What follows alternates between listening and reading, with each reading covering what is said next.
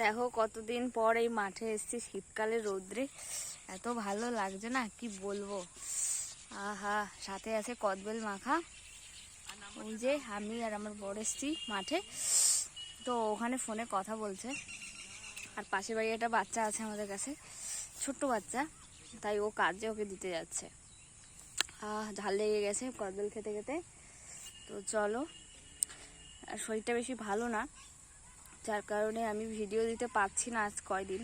তো ভাবলাম কেননা মাঠে এসেছি একটুখানি ছোট্ট করে ভিডিও করি তোমাদের সঙ্গে দৃশ্যটা দেখানোর জন্য। আশা করছি তোমাদের ভালো লাগবে। তো একটা ছোট্ট করে 2-1 মিনিটের ভিডিও করতে চলে এসেছি।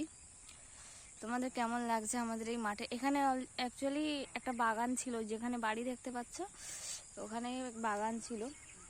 জায়গাটা প্রমোটিং হয়ে গেছে, তাই এইগুলো মানে ইটের এই বাউন্ডারিগুলো দিয়ে দিয়েছে। নাহলে আগে মানে এই শীতকাল বলে প্রায় দিনই এরকমই মাঠে এসে সবাই আসতাম, ফ্যামিলির সবাই এসে এখানে বসে কথা বলতাম। যাচ্ছি, এখানে বসে কথা বলতাম।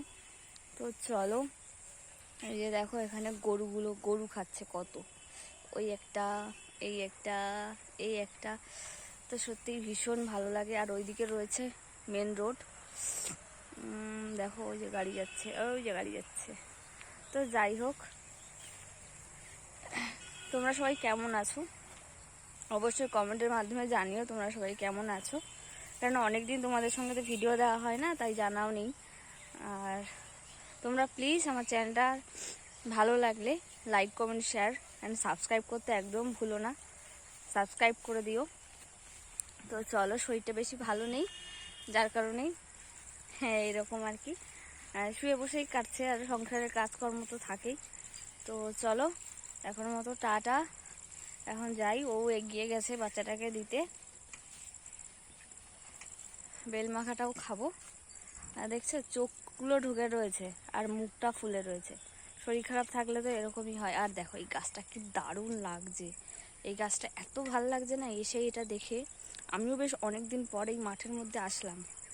তো চলো, টাটা, গুড বাই সবাইকে। ভালো থাকো, সুস্থ থাকো, আমার শরীরটাও ঠিক হয়ে যাক। 2 দিনের ব্লগ আমার জমানো রয়েছে, সেগুলো পোস্ট করব। বাড়িতে দিদি জামিপুরা এসেছিলো, সেই ব্লগও জমানো রয়েছে, তোমাদেরকে দেব একটু পরে, মানে কয়দিন পরে আমার শরীরটা ঠিক হয়ে যায়। তো টাটা সবাইকে, ভালো থেকো।